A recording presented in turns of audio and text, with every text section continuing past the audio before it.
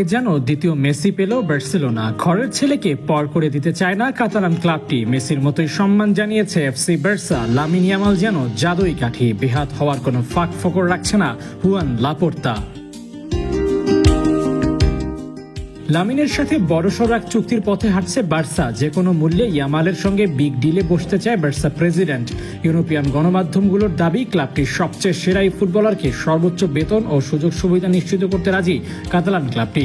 তবে শর্ত একটাই, বার্সেলোনা ছেড়ে পা বাড়ানো যাবে না দুনিয়ার অন্য কোনো ক্লাবে।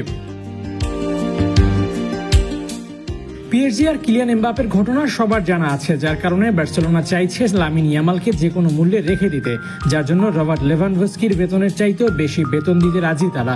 সপ্তাহে 6,40,962 ইউরো বেতন পান পোলিশ তারকা, বাংলা টাকার প্রায় 9 কোটি টাকা।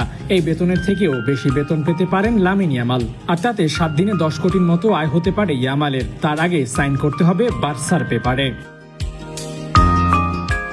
মূলত বার্সেলোনা চাইছে লামিন ইয়ামাল যেন 2031 সাল পর্যন্ত চুক্তি করেন। এমনিতেও বার্সার সঙ্গে 2026 সাল পর্যন্ত চুক্তি আছে লামিনের, কিন্তু সময় আরো বাড়িয়ে নিতে চায় বার্সেলোনা, যার জন্য ইয়ামালের সঙ্গে বৈঠক করারও পরিকল্পনা করছে কাতালান ক্লাবটি। মেসির মতো লামিনকে সম্মান দেওয়ার কথা শুরুতেই বলেছি।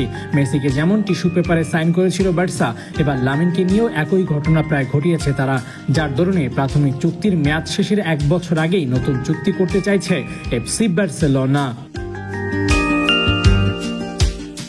শুধু এই না, লামিন যদি ব্যালন ডিওর জিততে পারেন তাহলে বোনাস পাবেন। এখানেও বার্সা ভেবেছে লামিনের লাভের কথা।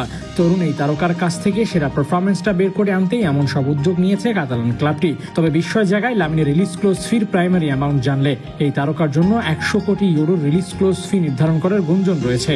এসব বাস্তবে রূপ নিলে লামিন হয়তো বার্সেলোনায় কাটিয়ে দিবেন তার পুরো ক্যারিয়ার। আবু নাইম, 71।